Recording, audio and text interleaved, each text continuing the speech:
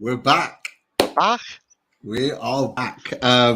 Welcome, everyone. Welcome to Loaded Mag NUFC for a little bit of a last minute special. Got to be honest. But lots and lots to talk about, certainly from my point of view, because I'm going to expect you, Chris, and everyone else in the chat to kind of keep me in the loop with regards to what has been going on, all things Newcastle.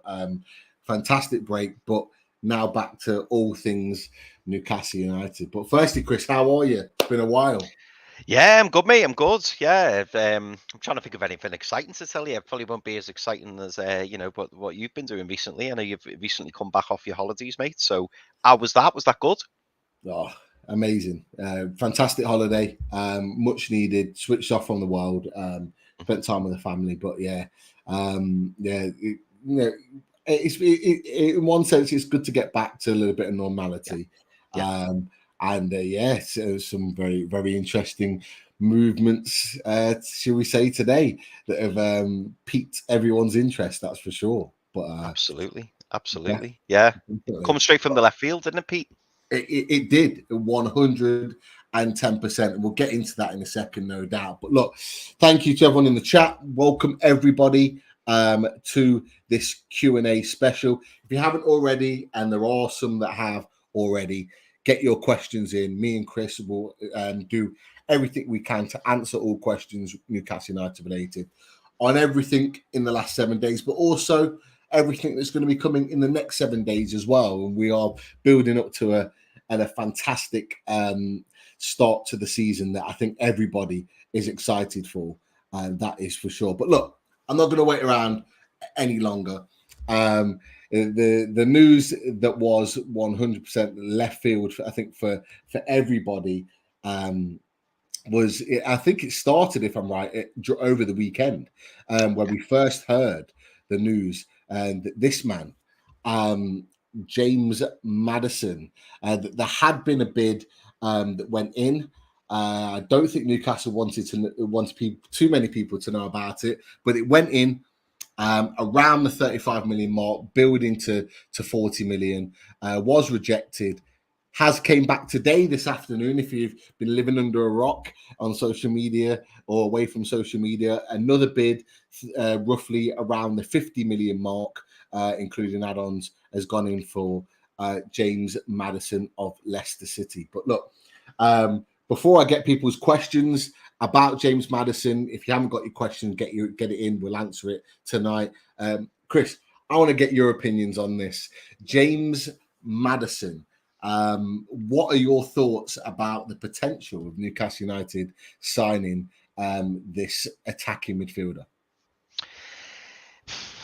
I don't know, Pete. I was a little bit bemused by it, if I'm honest. I rate James Maddison. I think James Maddison is a fantastic player, and I'm very, very interested in the transfer to James Maddison. But as I think a lot of fans will feel as well, it surprised me a little bit because we've all kind of been hoping or expecting that we're going to be going for Lucas Paquetá. And as most of you will know, James Maddison, albeit a fantastic player, and I think, again, I always shout out Kev Lawson for these, but Kev Lawson did a comparison of James Maddison and Lucas Paquetá. And Lucas Paquetá, without wanting to put pour any cold water or anything, Lucas Paquetá did come out, stats-wise, far higher than James Maddison. And for me, I suppose the thing that's kind of took me back a little bit is the fact that I think that James Maddison is predominantly a number 10, who also, by the way, was playing at the right wing for Leicester, which I wasn't actually aware of because, I don't watch Leicester religiously. And I hadn't realised that James Maddison had been playing right wing for Leicester. So I suppose when we were first linked, I've always anticipated that we were going to be looking at a right winger. We were possibly going to be looking at a striker and then maybe a number 8. To kind of go in the Joe Willock role. Maybe Bruno sitting a bit deeper. We've got Joe Linton on the left and then a new 8 on the right. But maybe that's not what we're doing, because for me, Pete, and you may know more. I'm assuming you know more because you're from Leicester, but that's maybe harsh. But I wouldn't class James Maddison as a number 8, really. That deep lying play. Well, I say deep lying. That player who's in the middle of the park and who bursts forwards, which great, but is also kind of all action, and he's covering the wings. He's coming back and defending when needed, operating in a very a very fluid system where sometimes he can hold. And I don't see James Maddison as doing that kind of role. I would very much expect him to be further up the pitch and kind of floating in and around, that penalty box. So, I mean, is that fair to say, Pete? Was that your expectation No. of James Maddison? I think your assessment of James Maddison at Leicester is pretty spot on, to be honest. He has spent time on the right, predominantly a number 10. I've got some opinions on James Maddison, personally, with regard to this transfer. But look, just from your perspective, like obviously you've touched on what you've seen from him. Do you like him as a player? Is he a player that you think can come in and make Newcastle better, or is he a player that is maybe not needed at Newcastle? What do you think? I think James Maddison is definitely an improvement on what we've got in certain areas. I don't know about this 50 million, if I'm honest. And that's not me, like pouring cold water. Again, I want to emphasize that. I'm not saying that I'm not happy being linked to James Maddison. We've all seen how good he is from dead ball situations. A lot of fans were screaming out at the back end of last season for the likes of James Ward-Prowse, and I think I made my feelings on James Ward-Prowse quite clear. I think from a dead ball situation, I think he's fantastic, but I worry about other areas of the pitch. For me, whenever I've watched Southampton, he's not somebody who I've looked at and thought, oh my God, we could do with him. But with James Maddison, I suppose it's just because we've not been linked with him, and I hadn't really factored him in. I hadn't really thought, oh, we could do with a James Maddison. But that's not to say that I don't think he could come into the side and Eddie Howe could rejuvenate him or perhaps mold him into the kind of player that we need. I think he's an upgrade on what we've got, and I've no doubt about that. I think he does improve the squad. And let's be honest, Pete, we've said this since day one, since Eddie Howe walked through the door. I have full faith in Eddie Howe and the management team. If they think James Maddison is the way forward, I'm fully behind that. Like I don't look at this signing or this potential signing and have worries or concerns. I don't look at it and think, oh, why are we doing that? I think he's a good player. He has the only thing I suppose that maybe leaves me worried as well is he has stagnated a little bit at Leicester over the past 12, 18 months. When he burst onto the scene with Leicester, he got his England call up. He looked like real hot property, whereas I think it's fair for me to say, over the past 12, possibly 18 months, he's not quite hit those heights. Maybe he's had a few injuries. Maybe he's suffered a bit of a loss of form. So I suppose the timing of this transfer does surprise me, especially given that we were linked with Harvey Barnes, we were linked with Moussa Diaby. So it's come a little bit left field, like I said before. But I mean, is that a fair assessment, Pete? Do you think that's, what are your thoughts on James Maddison? I'm making a presumption here, but I know a lot of your mates are Leicester fans. How are they feeling about the news? It's been really interesting. I've got to be honest. Kind of switched off from the world. The way in which I found out about it initially was a lot of my mates messaging me or WhatsApping me, sending me links about the deal, and absolutely raging. They are fuming at the thought of Newcastle United taking James Maddison. They love him. They absolutely love him at Newcastle. And any Leicester fan that you see, if we do eventually take him at some point this week, that comes out and says, oh, good riddance, he ain't a good player anyway, blah, blah, blah, blah, that you normally see from teams when they lose a player that they love. They're lying to you. They love the guy. And, in my opinion, there's two parts to this. First and foremost, I'll go to you for my opinion on James Maddison. James Maddison, for me, personally, is an elite footballer. He is an elite level footballer, in my opinion. And he is 100% the type of signing that Newcastle United should be targeting. And I'm really, really glad and excited that Newcastle United are looking to get this deal done. Now, with regards to that, I'll go back a little bit because I'll go back to the points that you've made about him at Leicester, because I think you've made some really good points, Chris, and I think we're on a similar page here with regards to that. He's played on the right. He's played at number 10. He's even played in a number 8 in a midfield too. He's played on the left. He's played everywhere, and still done the business to a certain extent. Yeah, he's still done the business that. wherever he's played. Yeah. He's still created chances, still scored goals, still been a threat. But there's always been something missing for me with James Maddison at Leicester. And I think Leicester have felt this. And this is why he was linked with potentially moving to Arsenal last summer. In that I've always believed that Leicester's system isn't right for James Maddison. With the way in which they play, it's not right. They have Vardy up top. They're like their two midfielders. They're like their wingers making those runs in. And it's very, very set in that formation. And they've had to change the way they play in order to fit James Maddison at times. They've had to create a number 10 position to allow him to play, or they've had to fit him in different positions. And it has worked sometimes and it hasn't. But it's always created a problem because another equally good player that's well suited to their system has lost out. And they've had to do it. However, for me, I think James Maddison is absolutely perfect for Eddie Howe's system and formation within this midfield three. I think you could play Bruno as that sitting midfielder. Whether people like that or not is another thing. Remember, we've talked about, me and you, Chris, have talked about how fluid the midfield is at Newcastle and how it has been towards the end of last season, how they are fluid and move quite a lot. Bruno is that midfielder. Joe and James Maddison within those attacking, more forward-like pressing midfield positions. And I think at Newcastle United, James Maddison could really hit the heights and really feel at home in a system that he feels comfortable in. And I think we could see him go to the next level. And I say the next level because he's still not in the England squad.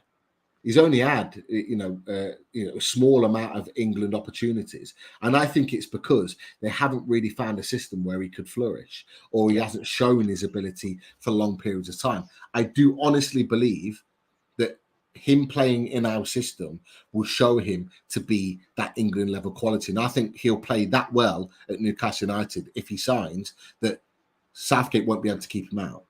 I just think in that midfield position, he could be the guy to push forward and create chances like Willock and Bruno does.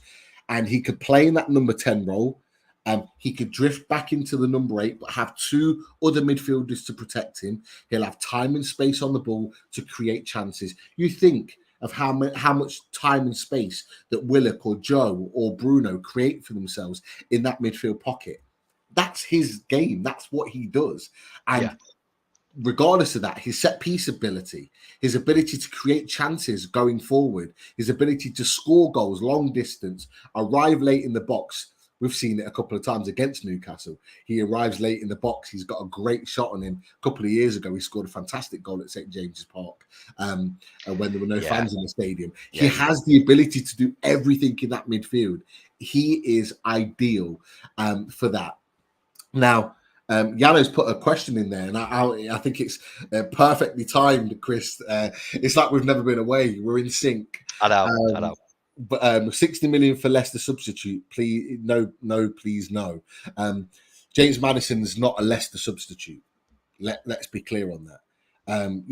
He's just not. He plays regular for Leicester City. It is no doubt about it. Had some injuries, small injuries here and there. Fair enough, but I'm sorry, he's not a substitute that plays 28 games last season. I think he played.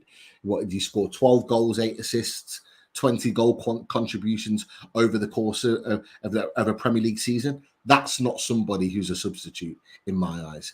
And if you speak to any Leicester fan, they'll tell you that he's not a Leicester substitute. He was a big reason why they finished where they did.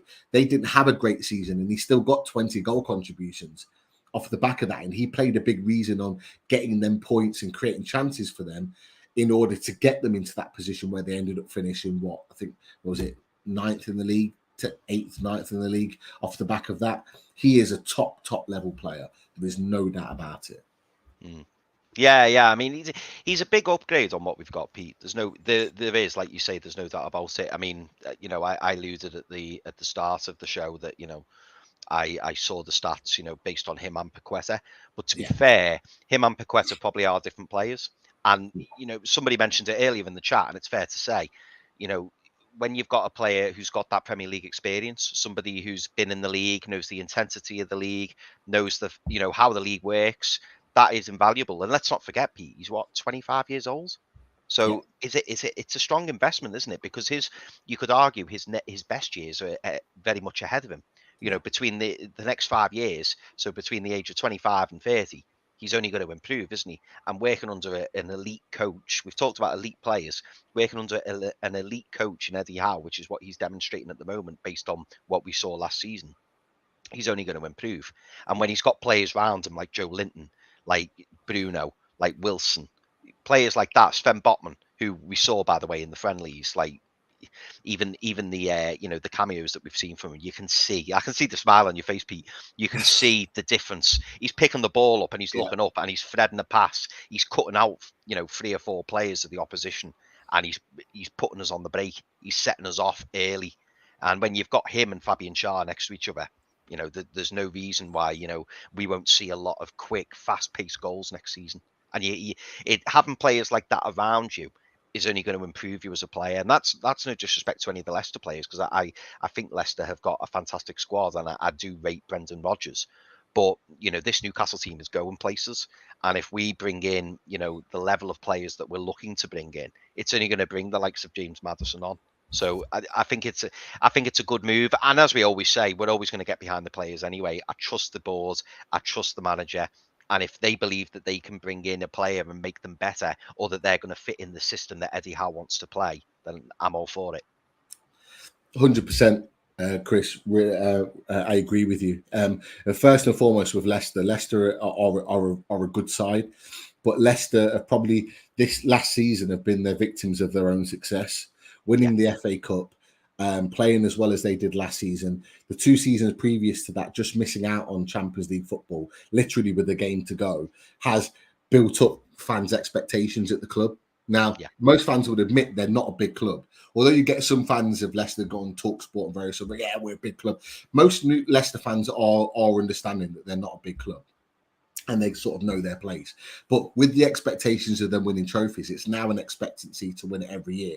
And what you need to do to sustain that is what Newcastle United have to sustain that in years to come. And that's the financial backing. Leicester don't have that same level of financial backing. They're not as big of a club. And what's happened with Leicester, because a lot of people are saying, well, why are we signing Maddison now? Why are we able to go and pluck Maddison? Why would they want to sell him? Leicester fans are saying, why is he even considering going to Newcastle? Why is it? And they're throwing out all these questions. Why not stay at Leicester? Well, for one, Leicester's wage bill is too top heavy. Okay, they're paying out too many wages for what they recoup. So they have to get rid of players. There's a reason why they're the only Premier League club in this summer that haven't signed a player. And it's because they can't, because they need to raise money in order to sign the players they want.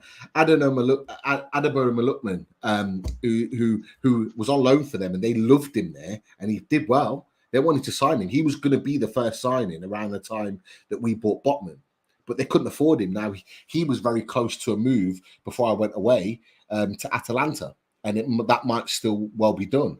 And that's because he's waited so long. He's now saying, well, Leicester, if you haven't got the money to sign me, I'm going to go elsewhere because I want to play football. So they're in a sticky situation. Newcastle United have swooped in, and they are testing the waters big time.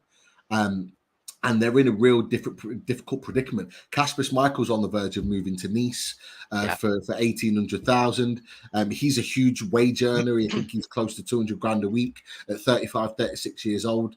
They'll look at getting someone like Albert Lafont in, who's a fantastic goalkeeper in his own right at Nantes, as a potential replacement. They are looking at doing this to get a lot of those players off the wage bill, to move those sort of players on.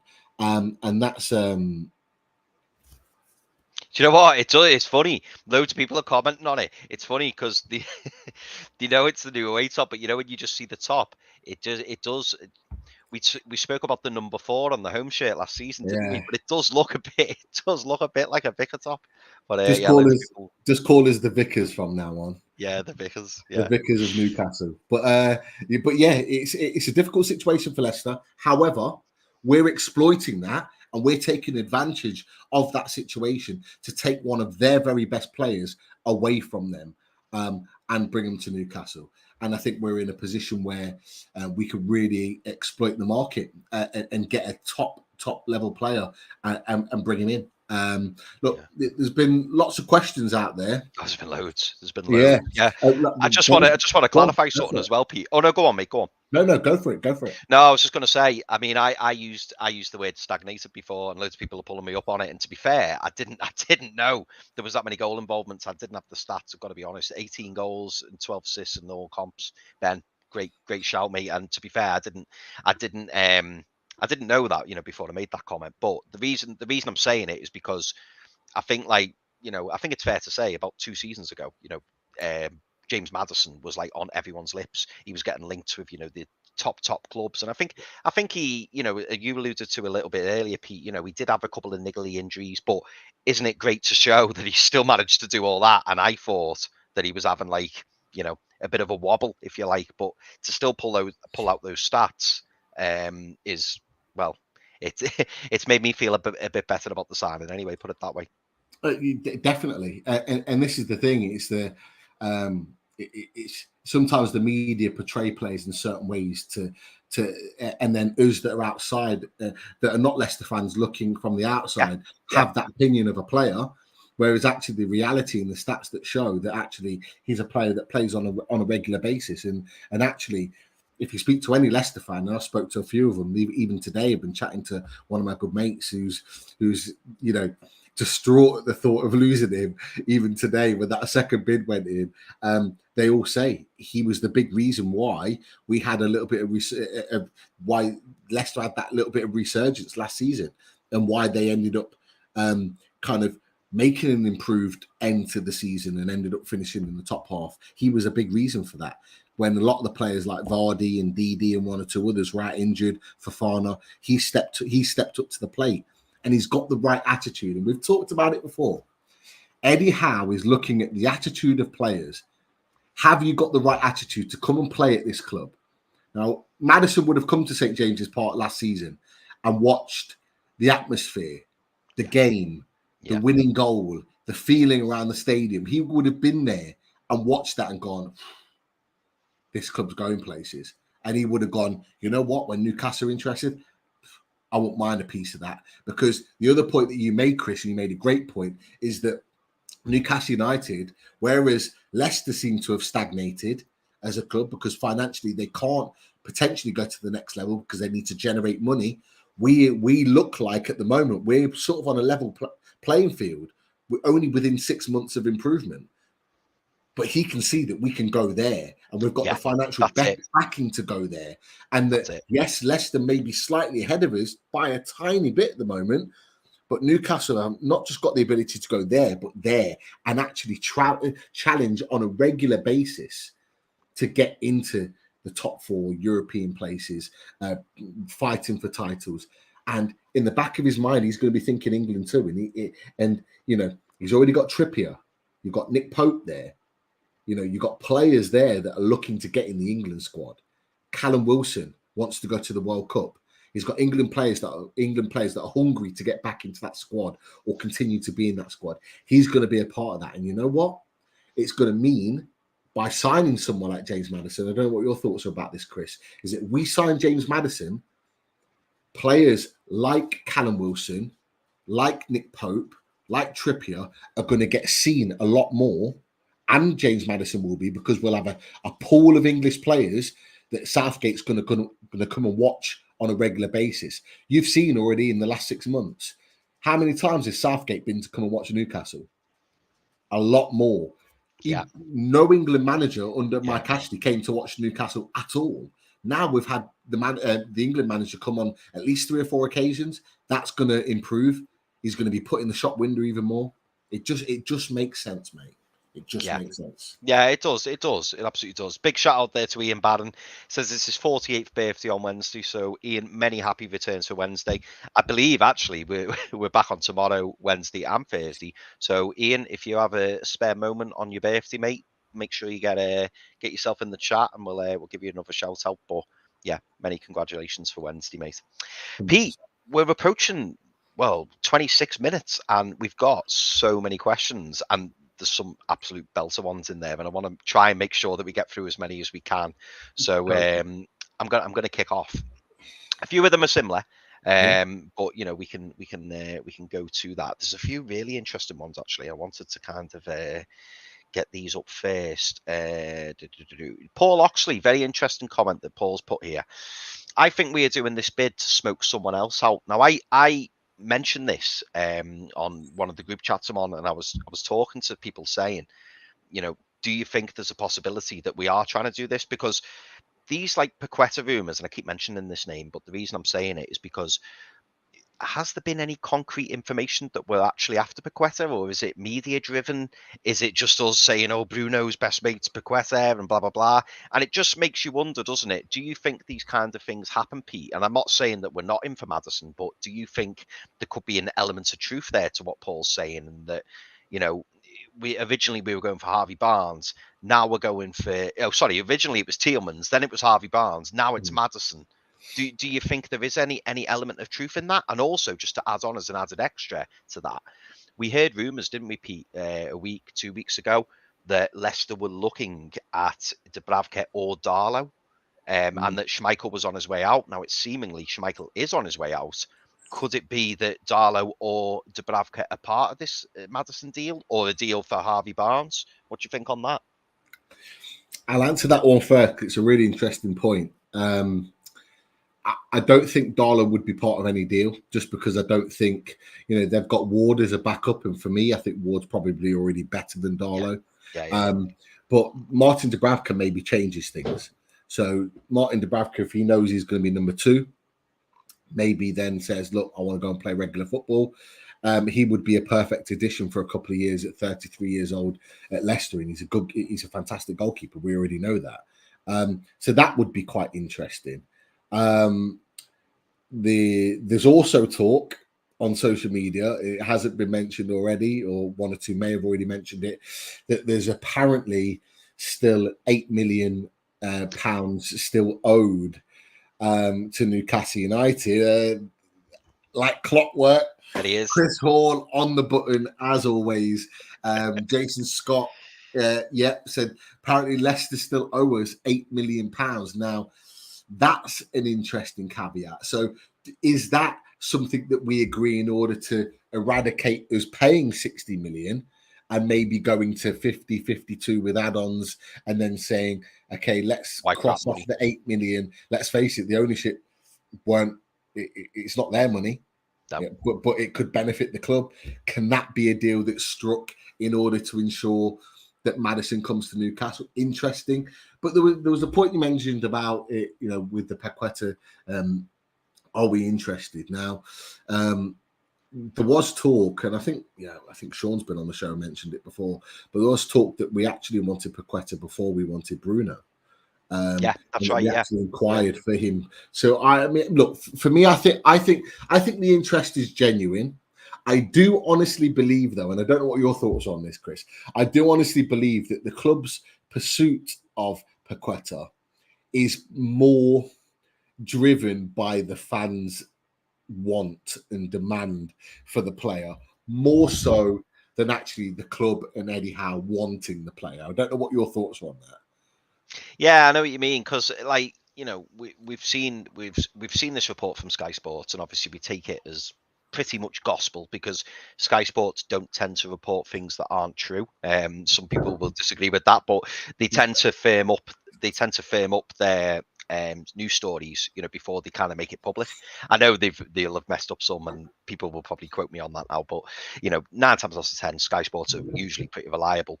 But if the reports that are led to be believed over the last few weeks that Paquetá is available for 50-55 million, this is where the question comes from. Because then you think, well, if you're willing to go up to 50 million for James Maddison, Why would you not do 50 million for Paquetá? Or is it just the fact that as fans, we just want Bruno to be happy and with his friends and Brazilian and the Brazilian trio in the midfield? Is that just us bigging Paquetá up? Is Eddie Howe even interested in Paquetá? Because no one's really actually said anything.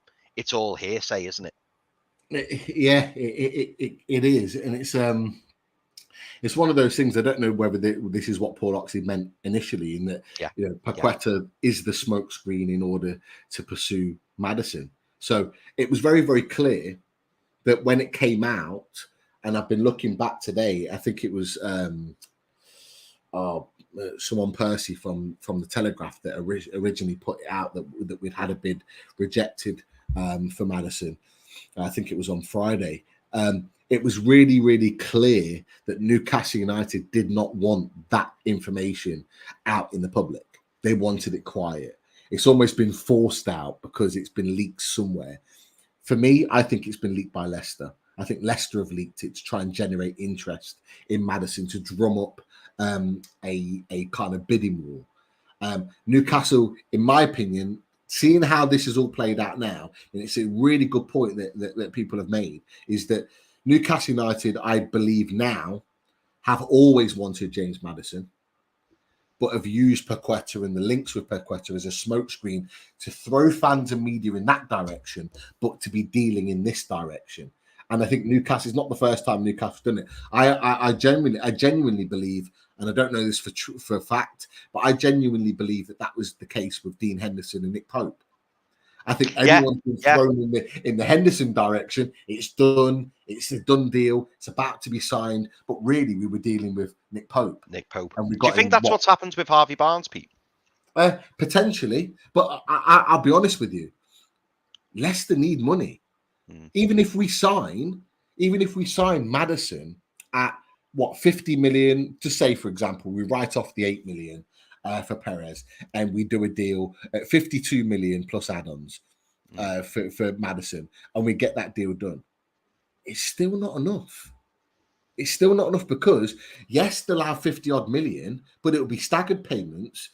On top of that, yes, the wages will be gone, but they're going to need to replace him. And they've been linked with today Hussein Aouar, who we talked about on the Fully Loaded. Yeah, Lee spoke about him, didn't he? Yeah, he did. A deal that could be done at around 15 million euros, which is nothing. It's crazy. That could be a great replacement for them. But still, they've got to pay him wages. They've got to pay a transfer fee. So there's still a chunk about that taken away. And from what I've heard from Leicester, they want to sign 4 or 5 players. So that money for Maddison is still not enough. So then you've got Harvey Barnes, you've got Yuri Tillemans that's only got a year left. He doesn't want to sign another deal.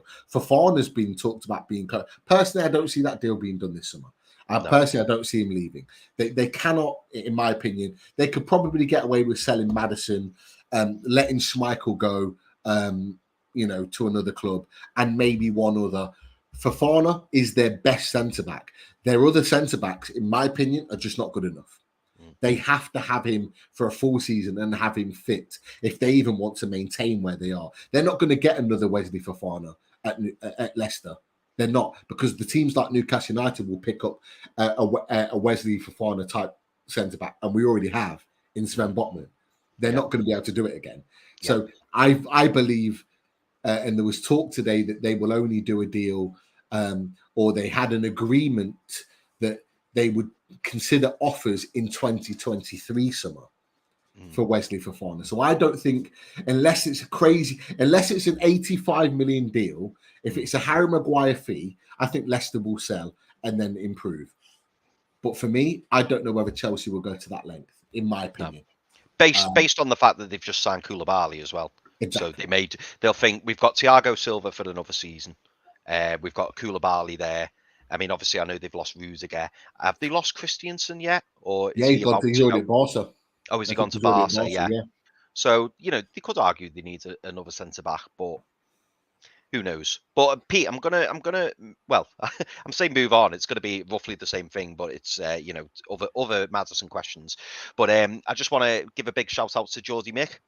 Geordie Mick, thank you very much for the £10 donation, mate. Really appreciate it. And Geordie Mick says Maddison will be a great addition. Hope you had a great holiday, Pete, and you got plenty of duty free. And I hope that's the case. Yeah, plenty of brandy, all stocked up. I've got the Hennessy ready for the potential Maddison reveal. So look, it's there. It's just sitting nicely. We'll only bring it out on special occasions. So Yeah, fingers crossed. absolutely. And also big shout out to Ray Butter as well for the super sticker. Thank you very much, mate. Really appreciate it. Any donations towards the channel is much appreciated. So a few more Maddison kind of questions, but they steer us off in a slightly different way. So that's why I'm still bringing it up. Which one was it? Trulls. Interesting one from Trulls. He says, who do you think we would benefit most from buying? Would it be Maddison or Paquetá? It's a good question. What do you think? I'll let you answer this one first. Come on. You see, if you'd asked me before we'd had this conversation and before everyone in the chat was shouting at me, I would have said Paquetá hands down. But now I'm starting, and also the other day, something else I learned. I had no idea that James Maddison was playing as a right winger. I had no idea. I just assumed it's James Maddison. Maybe it's the big number 10 on his back as well that makes it worse. I just assumed that James Maddison was playing in a 4-2-3-1, and he was the number 10 behind Jamie Vardy, because that's what I'm used to seeing. But again, because I don't watch Leicester week in, week out, I hadn't been aware that they were playing 4-3-3 and that Maddison was playing on the right, of the front three. So I don't know now. I'm kind of, I am swaying a little bit more towards James Maddison than I was. But I think purely for that message I saw, as I say, from Kev Lawson on Twitter when he was talking about stats. He's really good for stats, by the way. If you don't follow Kev Lawson on Twitter, make sure you do. Fantastic content from Kev. But also, I don't know. I quite like the romance, of having Bruno and Joe Linton and Paquetá, and obviously I've seen lots of highlights from Paquetá, and we've been speaking about him for weeks, months. I'm still a little bit thrown by this Maddison link. I must admit, like, I wasn't expecting it, but that's not to say that I don't want him or I don't like him. But I think if you were to give me a choice now between the two, despite the Premier League experience and despite the fact that Maddison can play as a right winger, I would probably still just pick Paquetá, I think. What about you? Interesting. Look, it's an interesting one, because you made a really good point earlier that they are, even though they can play in similar positions, they are two very different players. I think you'd be hard pressed to look beyond Lucas Paquetá because of how good he is, and he is. I talked about James Maddison being an elite footballer. Lucas Paquetá is alongside that, and a year younger, and a regular in the Brazil squad that are looking not just to be picked in the Brazil squad, but to win the tournament and to have that medal around his neck. So for me, if it was a choice between the two, I would pick Paquetá. But what you get, it's still an upgrade, Pete. Yeah, it's still an upgrade. Of course, getting James Maddison is a monster upgrade. For me, we got a monster upgrade in January when we bought Bruno. If we got Paquetá, that's an upgrade, in my opinion, on Bruno. Paquetá was the better midfielder out of the two, and Bruno's an amazing midfielder, but he's gone to a next level since he come to Newcastle. I think Paquetá could do the same. I actually think James Maddison could do the same as well. And who's to say that we get Maddison this summer and then get Paquetá next summer and have that as a midfield three? Now, just imagine that as a midfield three with Bruno, Paquetá, and Maddison in there. You've got creativity, you've got link, you've just got goals, assists, you've got everything in that midfield, and then you've got the type of players like Joe Linton to come in and cause havoc and start fights and get sent off and all the rest of it. Yeah, he's got all of that in his locker, but I'm sure we'll come to that at a later date. But look, you're asking me straight out, I'd say Paquetá, of course, because he's probably more high profile at the moment. And you cannot discard his links, his telepathic links with Bruno Guimaraes. It would just create magic that St. James's would absolutely love. But yeah, let's not forget, and I don't think we've talked about it either as yet tonight about Maddison.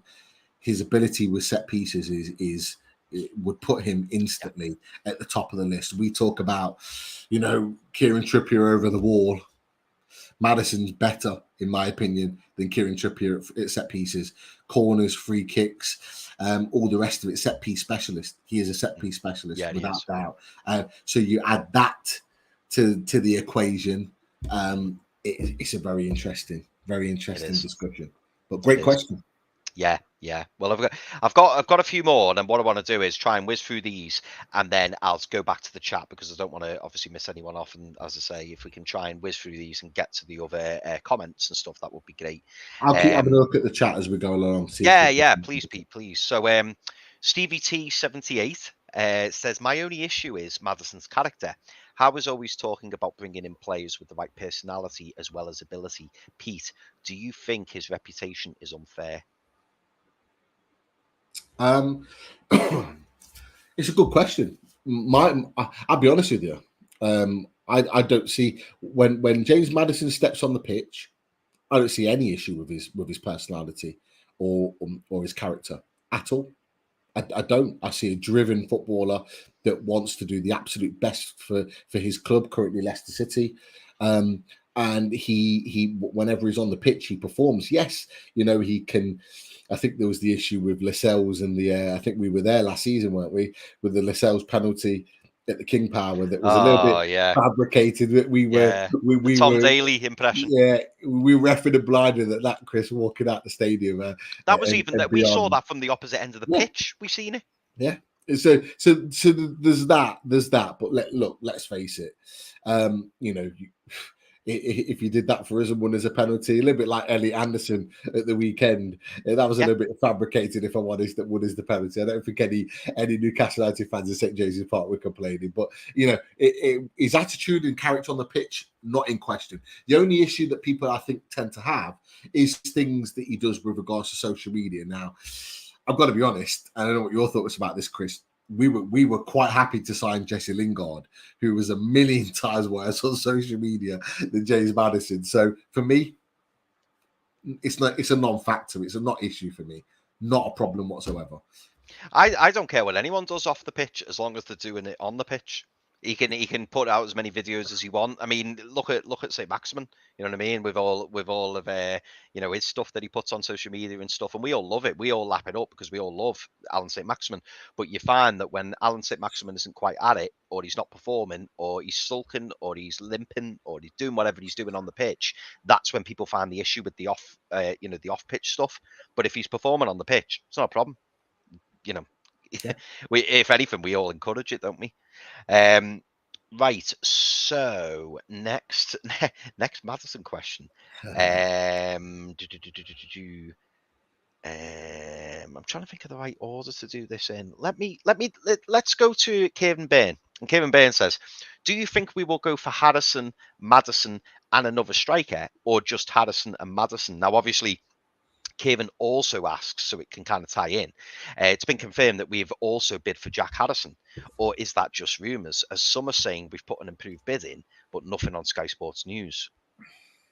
Could you see us going for both, Pete? No, personally. I've got to be honest. I like Jack Harrison as a player. We've talked about him before. Follow the transfer shows, various other shows. I like him as a player. But I didn't understand why we were going for him, because he's so predominantly a left-sided midfielder. And my question was, good player, 10 goals, I think 12 goal contributions over the course of the season in a difficult Liverpool Leeds side, fair enough. But in my opinion, I'm just thinking, he's so predominantly left-sided. We've already got ASM in there. We're not the club yet that exactly. Fraser that can play there. We're not the club yet that are buying players to be backup to players. We're not at that stage yet. So we're buying players to come in and be first choice. So for me, seeing that Harrison link, it was either we were going to create a new position for him, move ASM. For me, I think that's too much change so close to a season.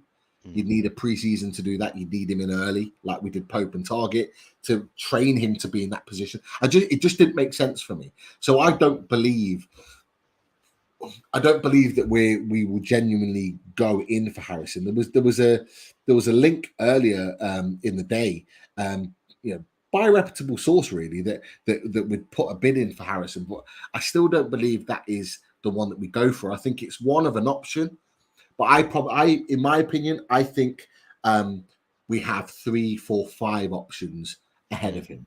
In my opinion. Do you think with Jack Harrison, and this is the feeling I get, again, I'm not basing this on anything, but the feeling I get with Jack Harrison is that he's probably on that list and that he's a player that we've identified and gone, okay, he could either be a smokescreen, as Paul Oxley referred to before, or he could be a player that we go in and go, right, the limit is this, the offer is this. If they say no, we move on. And it could be one that's revisited maybe later in the window, where we go back to Leeds and go, listen, we put 25 million on the table. It still stands. Are you still interested? Because apparently Leeds want 35, 40 million for Jack Harrison, and it's just not going to happen. It's just, as fans, we can see that. It's not. Do you think he's worth 35 million, Harrison? No. No chance. No. I think the initial talk about Harrison at 25 million, I think, is a fair price.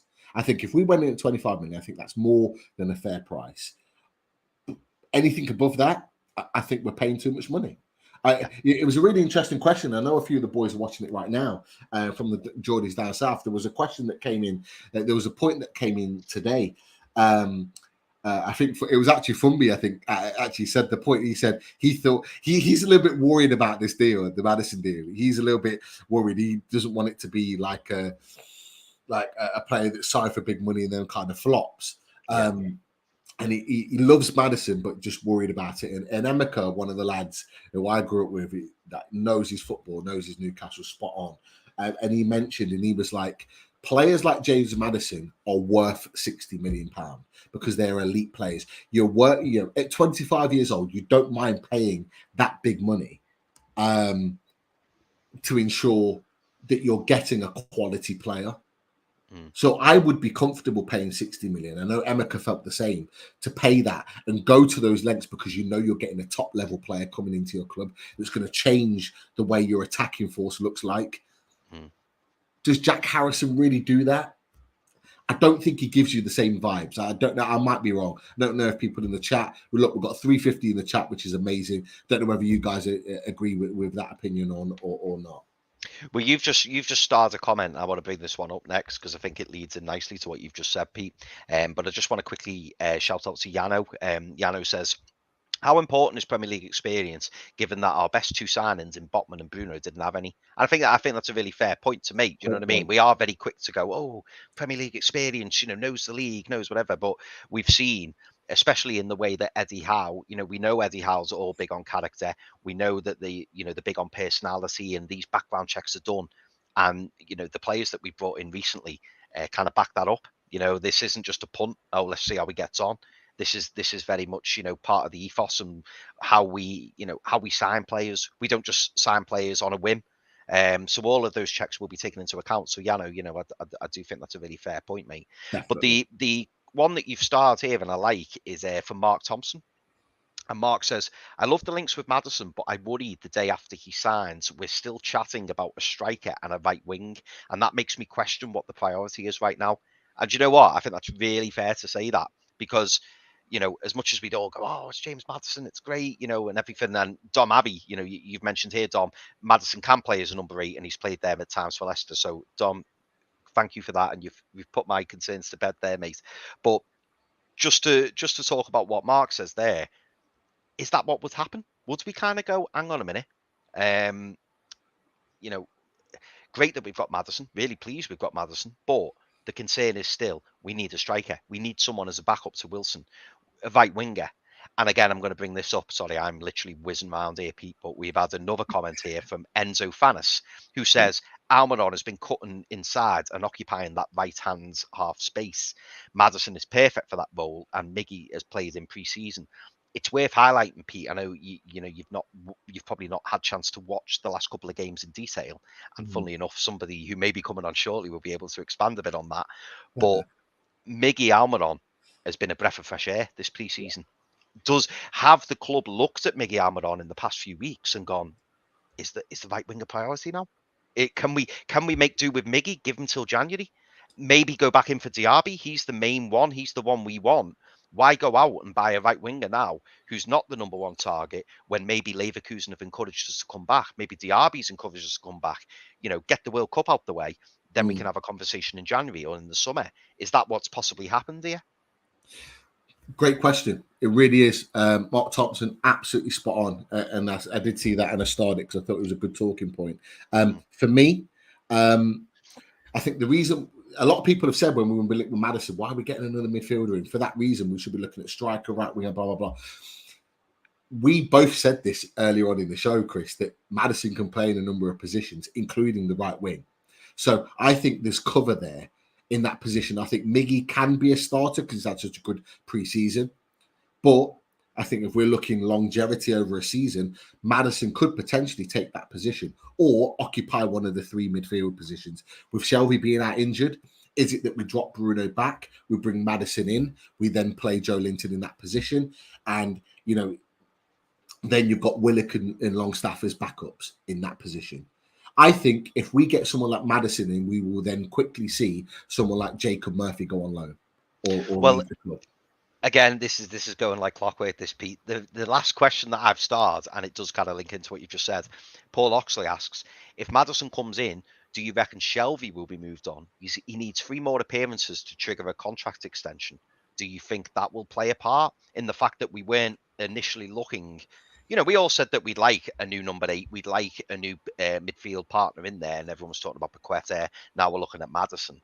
Do you think that would maybe change the club's thoughts? Will the club now be thinking, maybe we don't need Shelvey now, maybe we move Shelvey on? Or do you still firmly believe that Shelvey will get at least another year? Great talking point. Interesting. But I'm not going to answer this. I think we'll let our additional guest for the last part of the show come in and answer this question because I know we can see it, Paul. So welcome in. Yes. The main man, Jordan Cronin. How you doing? Yeah, good lads. Cheers for having us on again. Sorry, it's late. Been a busy one today, as you can imagine, given the breaking news tonight. Definitely. No, we appreciate your time, Jordan. Obviously, yeah, like you said, it's the news with Maddison has certainly got the wheels turning for Newcastle social media, and of course yourselves. And we'll get into the Maddison talk in a second about your thoughts about the potential move. But the question that Chris has put to Paul from Paul is a fantastic one. If Maddison comes in, do you reckon Shelvey will be moved on? He's injured at the moment. Do you think that Shelvey is likely to be moved out the door if we get a significant big signing coming in that could potentially play in that position? Thoughts on Shelvey. If you take his current situation, he's injured, so don't know when he's going to be back. Could be up to a month, could be a little bit longer, not sure. So if he is out for that length of time, that covers the transfer window. So then from that point of view, who's going to sign an injured player? Even though he might be back in a few weeks after the window, there is that little bit of a risk there in terms of that. So do I think Shelvey could move on? I don't know, because Eddie Howe's a big fan of the player, has been integral to his plans ever since he joined the club. I remember his first press conference and he instantly brought up Jonjo Shelvey being I think it was an unbelievable technician, he described him as in his first press conference, and then ever since then was in the team and only fell out of the team at the end because he was injured. But then there was information I received during the summer a couple months ago now that Jonjo Shelvey was hoping for regular game time at Newcastle. Now at this moment in time, I think Jonjo Shelvey probably is in the midfield 3. But what I would say now is, in terms of his injury, there's a chance now for Sean Longstaff to come in and do a job. There's a chance for Joe Willock to come in and do a job. There's a chance for Elliot Anderson to do a job. So the Jonjo Shelvey situation does become a little bit more open. But do I think he'll leave? No, I don't think he will. The 3 games that he's got to activate left on a contract extension, I don't think the club are worried about that, to be honest. Look, I know he's on sizable wages, but I don't think that's an issue for the club. They'd be quite happy to keep him around for another year. Even if he was to activate a 1-year extension, doesn't mean that they couldn't sell him next summer. That doesn't make him unsellable. So him activating a 1-year extension makes no difference to the club whatsoever. So yeah, I mean, the James Maddison stuff is interesting. I'm sure we'll talk about it more. I have my thoughts on it, which I don't know if you want us to talk about it now in terms of Maddison or just go into it. Yeah. It's a signing that you'd absolutely take 100% because he's a quality footballer. But if you look at the basis of the squad, I'm quite surprised that it's emerged because we've sat here on transfer shows and I've constantly batted about saying Newcastle want to sign a centre forward, they want to go and sign a right winger. James Maddison is neither of those. James Maddison can play in a wide position, but look, he's fallen for Leicester.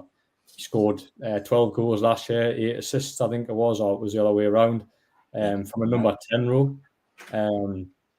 He's not a wide forward, and I don't think you could probably fit in there, but you want the best out of James Maddison, and James Maddison in his best position as number 10. And you look at the midfield area now. Is the midfield the priority?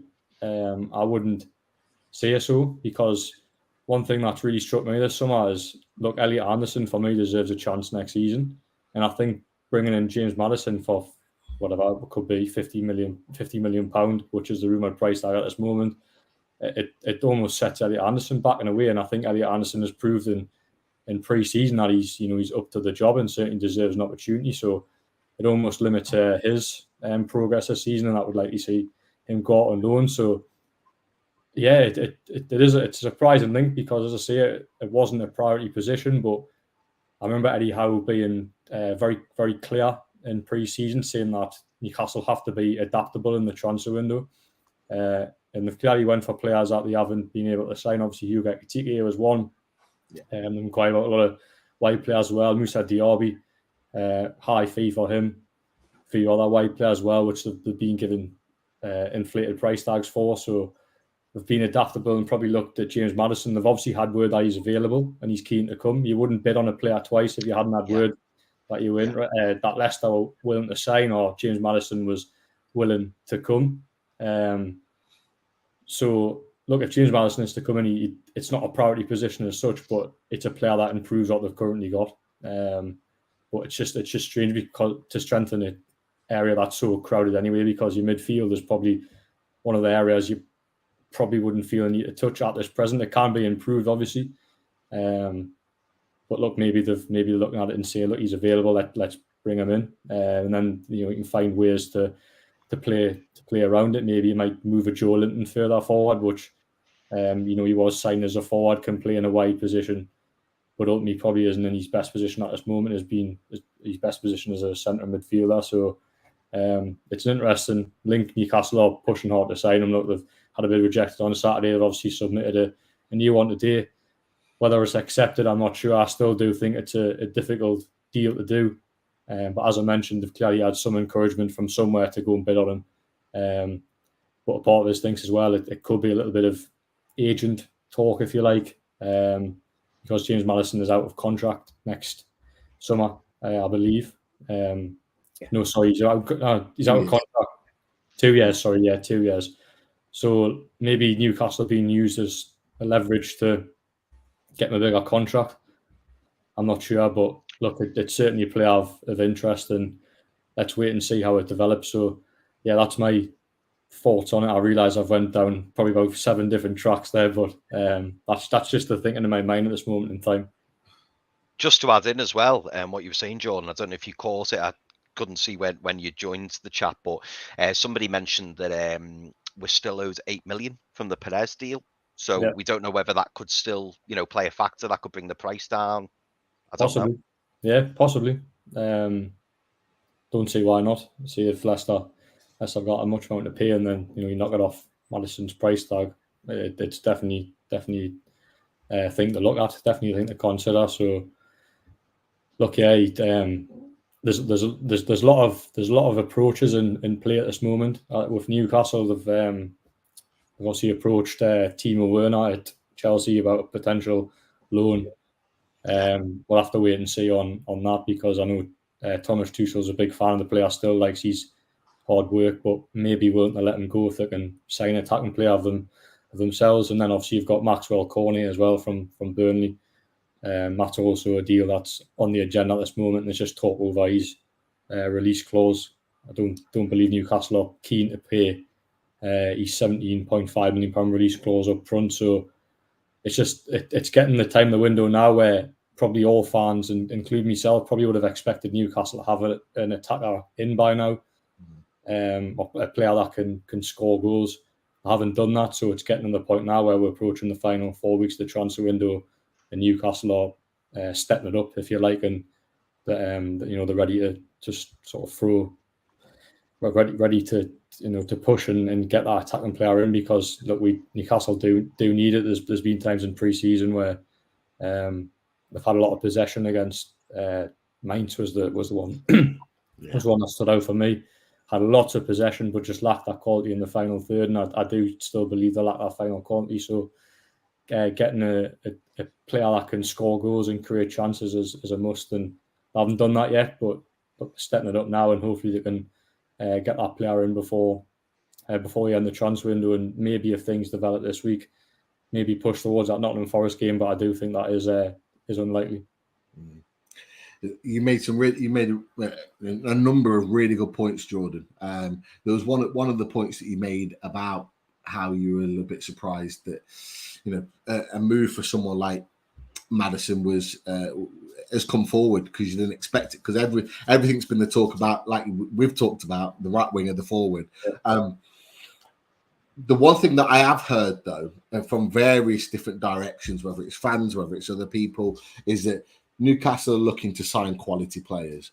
And when a quality player comes about, regardless of whether it's a position that we desperately need for or not, it's one where they're probably looking at James Maddison. And you're absolutely right. And me and Chris both we'd spoken about it privately, but I think you mentioned it, and it's a really good talking point. And that actually, I said it to the Geordies Down South boys earlier on in the day, is that I believe that this deal will go through, or be very close to going through. The reason is what you said, Jordan, is that when you have a bid rejected on Friday, Saturday, and you then on Monday come back in with a second bid, that shows your intent. It shows your interest in the player. It shows that you're determined to get the player, and the fact that you're willing to, put a bid in within a couple of days, within 48 hours, you're willing to go from one to a second bid.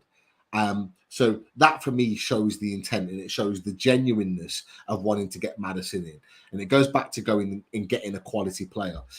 If we see a quality player like Maddison next season, someone like Arsenal or Tottenham, or who don't necessarily need that type of player right now. I've had a couple of Tottenham fans that I know on social media going off the back of one of my tweets earlier, going, Tottenham, you should act now. Get him in. They don't actually need that player right now, but next summer it might be different. So if Newcastle can steal a march like we did on Bruno Guimaraes in January and get the player now, what that means is that we're in a position of strength, and that yes, he might well play on the right in a number 8 or on the left or wherever this season. But what we will do is then potentially move players out like a John Joe Shelby next summer or somebody else, and create a new system in which he then plays in his promise is most prolific position, and plays well in that. And I think those 2 points I think were really interesting. The other one was Maxwell Cornet, because it's been linked all summer with every team in the Premier League, I would suggest. And it's only more recently now, it was a little bit early on, more recently now it's kind of come forward as an actual genuine deal. Do you think that pursuit of Maxwell Cornet is genuine, or do you think maybe it's agent talk? Do you think we actually are genuinely looking at signing him? Yeah, I think there's definite interest there. And to be fair, look, for me, it would be an underwhelming signing for me personally. But I think it would be a good signing, because he at least started in the Premier League last year, and did very well in a poor Burnley side. But you look at some of the names that they've been linked with, and it was, if you were to sign Maxwell Cornet, obviously from Burnley as well, which they've already done business with twice now, with obviously Chris Wood and Nick Pope. it does become a little bit underwhelming. That's not to say I wouldn't be in favour of the transfer. And I also think it probably suggests that Newcastle have been looking at their options and have failed, and then maybe went to Cornet as one of the bottom options, if you like, in terms of the list that they've got. So we'll just have to wait and see what happens on Cornet. The interest is genuine, absolutely. I'd say it would be quite funny if he was to sign, because you look at that Burnley link up from last year where it was it changed into his park, and you had Nick Pope long ball to Chris Wood flick on to Maxwell Cornet. So he almost like putting a part of Burnley into Newcastle. But look, he's a good player. I just think from the names that have been linked this summer and players that have been looking to sign, it would be a little bit underwhelming. But as I say, it is a transfer that wouldn't be a bad one. I think he would come in and improve the side. But Ken, there's a lot of wingers they've looked at. Jack Harrison is a top target. But again, it goes back to the price tag stuff. So Leeds want about £35 million for Jack Harrison. It's just not worth it. We said the same tonight. We said exactly the same tonight. Yeah. But maybe if you look at a Maxwell Cornet, is $17.5 million that bad of a deal? Or I think he's worth it for that, Jordan. Yeah. I do. So that's what I mean. So it might be a little bit underwhelming in terms of the name. But if you look at it in terms of £17.5 million, done well in the Premier League last year, would improve Newcastle's squad. It probably would be a decent deal. So again, it goes back to we're in the final 4 weeks of the transfer window. I think it's going to get a little bit manic on the Newcastle United front, to be honest. I think this is just the start. We've had 3 approaches made public over the last week. Expect many more over the coming weeks, I'd say, until we get that attacking signing or 2 attacking signings through the door. You just look at Dan Burn and Matt Targett. They weren't the most high-profile signings in January, but boy, do we love them now and what they've done for our club, in particularly our defence. They came in and really changed the way our defence looked and how we defended. So, those underwhelming signings are not always the worst thing. I've just got one that I'm just going to steal off you, Chris. Just going to come in. Joining Toon for Life. Craig Hope's tweeted in the last couple of minutes saying that Leicester have an interest in Dubravka. Not thought to be part of the Maddison package yet, but Chris, we literally discussed this earlier on in the show, we did. And said about I think there might have been a question, and we had a chat about this. Dubravka maybe going the other way. I talked about that Kasper Schmeichel has agreed a deal with Nice for around 800,000, the transfer fee. Medical looking to take place this week. I'd mentioned that Albert Lafont at Nantes has been an interest of Leicester, but we talked about Martin Dubravka, and there we go, literally on the. But it's like Craig Oates watching the show, and he's just going, "Yeah." Hi, Craig. Hi, Craig. We're joking, by the way.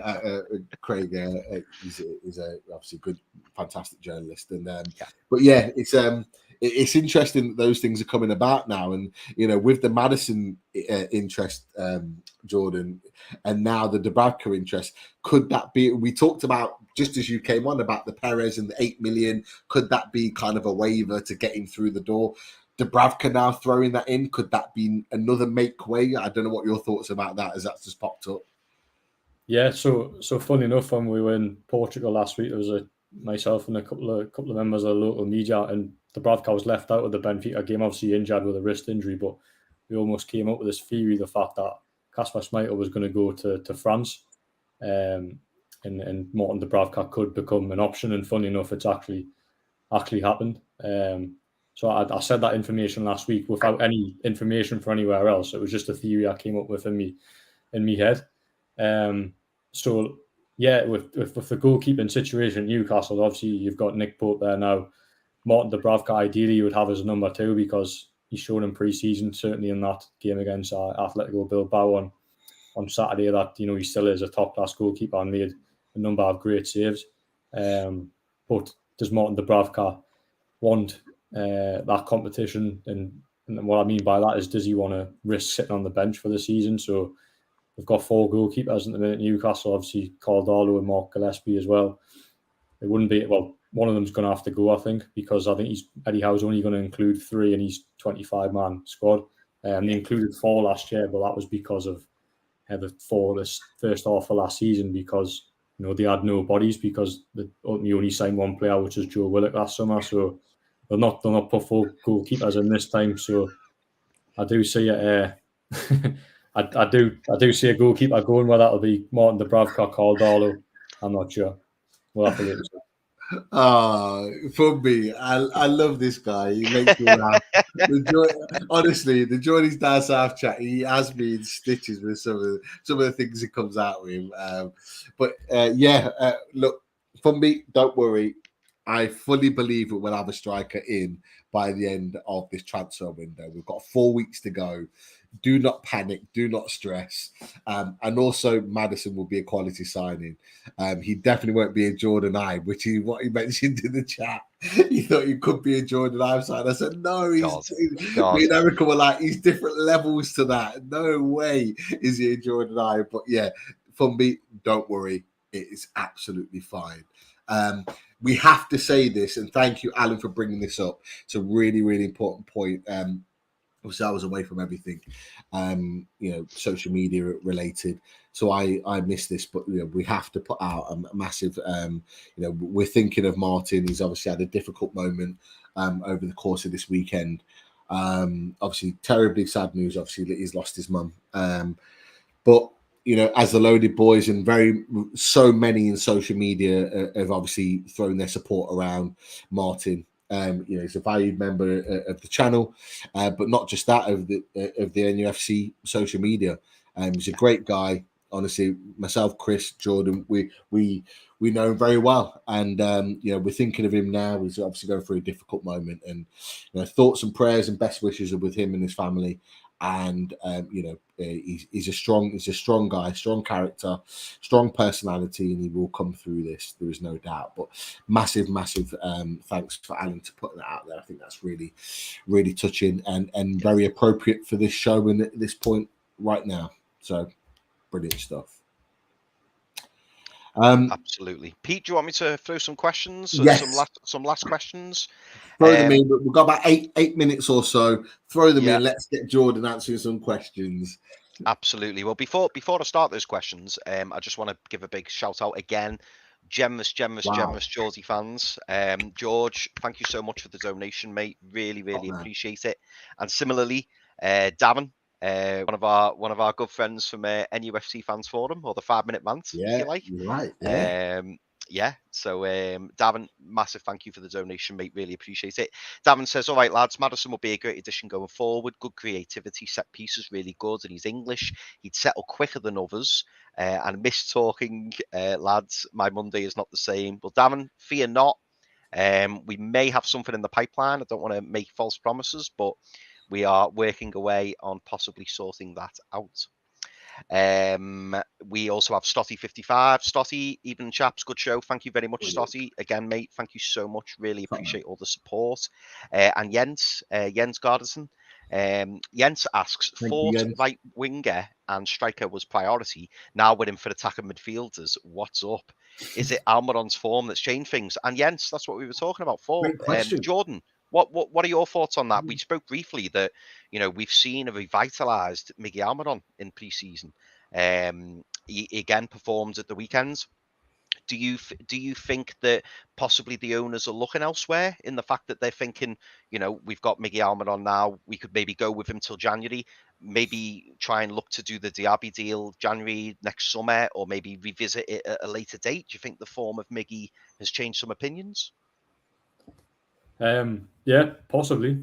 It certainly changed opinions within the fan base, hasn't it? And look, I think that would probably transpire down Eddie Howe as well. But what I would say about Almiron is he's been here, was it now 3 years or just under 3 years? Once he signed in the January, and we've had spells. We had a spell when he first came in under Rafa Benitez and was in that front three of Rondon and Perez and looked a great signing, but under Steve Bruce, which I suppose most players did, declined a little bit. And there's never really never really found a place in Newcastle starting 11 until since that he played that false 10 role, I think, if you remember, when Graham Jones first joined the club. They had Miguel Almiron as a false 10, and they had Callum Wilson as and St. Maxim as the two like wide forwards, whatever it was. It was whatever system it was, but obviously scored a couple of goals from then, and then petered out again. But look, he finished last season strongly, and has obviously had a very, very good pre-season as well. I think 6 goals to his name. He scored against Gateshead, and then Burnley, who I think was, they're playing the kids at the time. So you can't really look too much at that. But what he did was he obviously scored 2 goals against Benfica, and there were 2 well-taken goals as well. So yeah, maybe Eddie Howe does look at Miguel Almiron and think he can do a job, and there's a better player now. But I still think that it'll be Alan St. Maxim and Ryan Fraser at start the season. To be honest, I don't think Miguel Almiron will be in the start 11 on Saturday. My personal opinion. Wow, that does surprise me, Jordan. That really surprises me. Very interesting. It's great. It's great to get different opinions because, I'll be honest, looking at those 2 finishes away at Benfica, I thought those 2 finishes alone, I thought would kind of guarantee his spot in the starting 11 at Forest. But yeah, it depends on what you're looking for. It depends on what you're looking for. And actually, Forest are coming with potentially Brendan Johnson on one side, on the right, Lingard on the left. They're looking at real attacking talent, and maybe we need to look at how we are set up defensively as a midfield, more so as an attacking unit, and thinking about that and what Jordan said, maybe you want Ryan Fraser in there that's all action, likes to get forward, can create, but also is a great supporter of that right hand side with Trippier down that side. Is that something that we're looking at? And so it's an interesting point. But look, either player would be a great player to start the season out of Fraser and Miguel Almiron. I don't think we'd argue with either of them in the starting 11 on the right at this moment in time. Just one thing, while we flip back to the Cornet conversation, Sean Casey, I'm not sure if it is the Sean Casey, could well be. If it is, good to see you on, Sean. Burnley have asked for Anderson on loan to sweeten the Cornet deal. Maybe one to watch out for.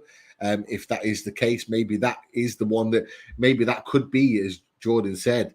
And we talked about the club maybe seeing as the 17.5 being a little bit too steep in their valuation. They might have wanted a lower fee. Could that be the caveat to make the fee lower in sending Elliot Anderson that way? Could well be something. I don't know what your thoughts are, guys. Yeah, I mean, I'd like to see Elliot Anderson stick around. As I mentioned at the start of the summer, the start of pre-season, I was all for seeing him going out on loan again to a championship club and impressing there. But for me, he's proved in pre-season that he's more than capable of playing in Newcastle's team. So I think it'll be probably, unless he's not going to get minutes, which could happen if James Maddison did come in, or maybe if another attacker comes in, they might look at Elliot Anderson and go, okay, he probably is best suited to go out on loan. But I just think it's a bit of a waste because he's too good for the championship. We can see that. Been really, really impressed by him. I can't praise the lad enough, the way he's performed in pre-season. Only 19 years of age, by the way, and has just played with real maturity, no fear. I watched them closely, seeing in the Austria games, and was always wanting the ball, was always trying to make things happen, which, as I say, I think's amazing for a lad of his age. So I think there's a real special talent there. So I wouldn't be against sending him out on loan, but I just think it's probably a little bit of a waste because I think he's proven that he can perform at this level. So at the minute, Eddie Howe has said he wants to keep him, or is likely to stay, but that could change. I say, depending on what positions Newcastle strengthen. A move to Burnley would be good for him because you expect them hopefully to be challenging for promotion this year. I suppose any championship clubs is good, apart from West Brom with Steve Bruce. So just please, Eddie Howe, keep him away from keep him away from West Brom and Steve Bruce. Otherwise, otherwise he might ruin his development. I think we'd rather him go to Sunderland than West Brom, wouldn't we? Oh, God. I know that's quite controversial, but but no, to stay away from Bruce. Yeah, just get away from Bruce. Yeah, just to not ruin him. Yeah. Oh, absolutely. Another shout out to Dan. Dan, again, mate, thank you so much for the extra donation there. Again, it is much appreciated by us all. Talking to Sean Casey, Sean messaged this on the group chat earlier as well, saying regardless of what is said in the media, Maddison's relationship with Rodgers isn't great, and Newcastle were going to wait until summer 2023 to move in on him.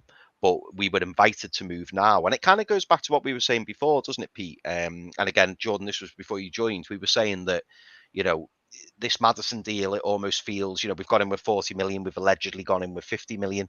It almost feels like, he was one of the targets and maybe we were trying to smoke other clubs out with other bids or other interest. And, surely we don't put in an initial bid and then a follow-on top-up bid unless we're pretty sure that the player is interested in joining. You would think. Yeah, it does sound like a bit of an unhappy camp at Leicester. I think from what I've heard, a lot of players are maybe growing a little bit fed up of Brendan Rodgers' ways, which happens in football. He's been there for 3 or 4 years. Brendan Rodgers. It's just one of them in football. Naturally, players become a little bit fed up because it becomes a little bit repetitive.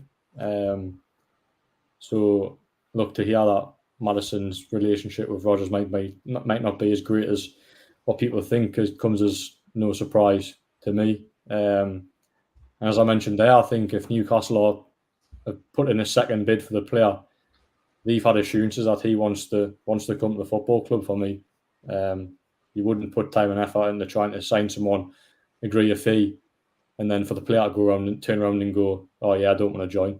So I think they've been told by someone, maybe Maddison himself or his representatives, that look, if Newcastle can agree a fee, he is absolutely keen to come. And why wouldn't he be as well? I know Leicester had a poor season last year, missed out on European football. Obviously, they've been playing European football previously, but I think if you look at Leicester and Newcastle now, although Leicester are still ahead of Newcastle, there's only one club that's going to be, really on the up in the next couple of years, and that's Newcastle. So why wouldn't you want to join the boat now? And then next few years, hopefully you should be playing European football at ultimately what is a bigger football club than Leicester.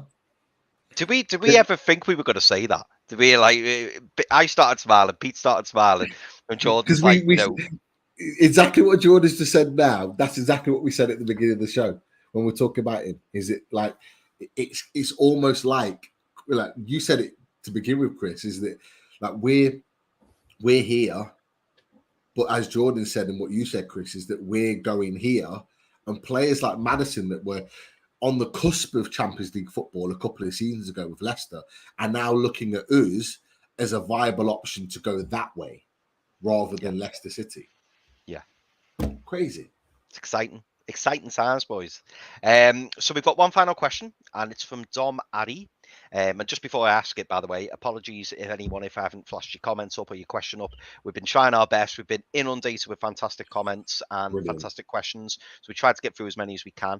But I'm going to give this last one to Dom Addy, who asks, and it kind of leads into what Jordan was saying before, and this could be a question, because I've spoken about the formation for the past few weeks, and Dom asks, could we see a change in formation if he joins to a 4-2-3-1 with Bruno and Joe Linton in a double pivot? Now, we were talking before, Jordan, about ourselves seeing James Maddison as a number 10. And I think, with the kind of personnel we've got in the squad at the minute, having the three behind potentially Callum Wilson, do you think we could see a change to 4-2-3-1, or given the fact that correct me if I'm wrong, but in all the preseason games we've seen 4-3-3, or do you see it as a very much a fluid thing where, if something's not quite working, it could be one of the various formations that we look to explore in order to exploit, the opposition? Yeah, so I think look the plan to start the season in the 4-3-3 that we've seen since the turn of the year, which has brought them loads of success in terms of obviously staying in the Premier League and staying in the Premier League comfortably by finishing 11th. So why change something that works at this moment? But look, it's football. There will come a time where Newcastle are under maybe hit a bad run of results, and we look at the formation and go, well, actually, that's not working anymore. And then you've got to have room to adapt. And maybe that's in Eddie Howe's thinking. Maybe he thinks he's not going to go the full season in the 4-3-3, and maybe that's why he maybe looks at James Maddison and thinks, well, look, when the times get tough in the current formation, we've then got the ability and the quality at the same time to switch it up. So, say I like the 4-3-3 formation, but I don't think it's here to stay. I think in football you rarely stick with a formation unless you've got quality players in every position. Likes the Man City and likes Liverpool, who've obviously stuck with the same formation for years, but Newcastle don't have that quality and depth, and you get a couple of injuries and maybe you do have to start to look to switch it up. So yeah, we don't have it yet, Jordan. Not yet. Yeah, but it's coming. It's coming. It'll come, definitely. There you go. 100%. I think we're all very confident on that, and it's one to keep an eye on. I hadn't actually thought about maybe his changing system, because Eddie Howe's been very kind of strict on his formation with Newcastle, but with the quality players that come in that we talked about, all three of us have talked about it tonight, it could change the way in which we set up and the way we play. So definitely one to keep an eye on. But yeah, brilliant stuff. Look, guys, that's it. That's it for the questions. We could have carried on for another hour, but literally we haven't got time. And with lots and lots more to talk about this week. This show I'm really excited about. It's coming tomorrow. It's an away day special. Battleground Europe. Yes. Okay, Battleground Europe. Now, this is something I've been thinking about for a while. And look, we are one of 5 clubs that are fighting to be those ones that are breaking that traditional or supposed top 6. Okay, West Ham have done it for a couple of seasons now. Wolves were very close. Leicester did it a couple of years before. Villa were invested heavily, and so have we. So what we've done is got all 5 together in one show. We've got representatives from each club. Wolves Fans Podcast. We've got Dan Lawless from West Ham Fan TV coming to join us.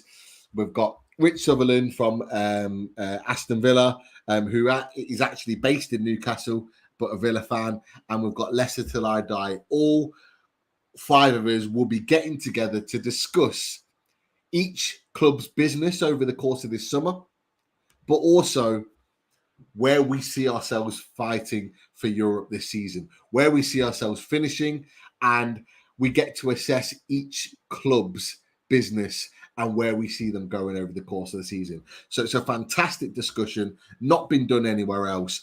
Normally in other pods and the various other pods across social media, it's always about the top 6. We're doing about us 5, something a little bit different.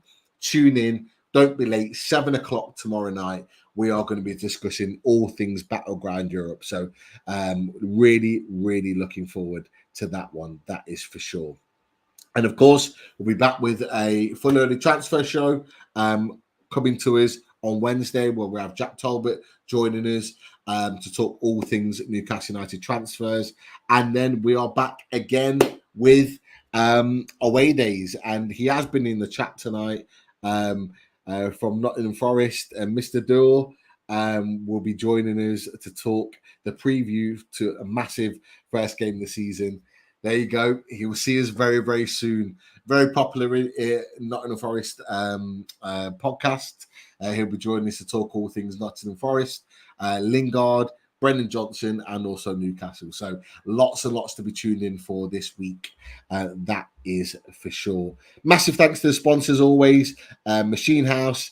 Thank you for all that you do. Fantastic gear. If you haven't already, get involved in that. As well. We've still got the, if I'm right in thinking, the t-shirt the t-shirt selection with regards to Loaded Mag and from Shy Burns, and Simon's been in the chat tonight. Massive thanks to you, Simon, for everything that you do, Newcastle United and Loaded Mag NUFC related. NUFC Retro will also be showing their support. There he is, giving a heads up and thinking of you to Martin. And also, we've got so much to come. I'm really looking forward to this week, and it's going to be an exciting one. We'll be at the game on Saturday to watch the new era take its full form. But for now, we'll let you go. Massive thanks to Jordan for you joining us later on. Really appreciate you taking the time. I'm sure we'll have you on again at some point over the coming weeks to talk all things Newcastle. Chris, it's been a pleasure to be back on with you. A little bit jet lagged, maybe an early night for me tonight, but it's been well worth it. That is for sure. But thank you to everyone in the chat. Really appreciate everything. And we will be back for more. Chris, anything else before we sign out? Oh, you're on mute. Yeah, that doesn't help, does it? No, just to say, I can't wait for Saturday. Jordan, if you're about on Saturday, Pete and I are going to be in Newcastle, so it'd be nice to meet up for a pint or something, mate, if you're free. Yeah, definitely. Sometime after the game, hopefully, toast into 3 points, we hope. Fingers crossed, mate. Fingers crossed. Quality. Everyone in the chat, thank you as always. Thank you for all the donations. If you haven't already, click that thumbs up to support the channel. It makes a massive difference. And we will be back tomorrow for more Loaded Mag NUFC and Newcastle talk. But until then, see you later. Bye.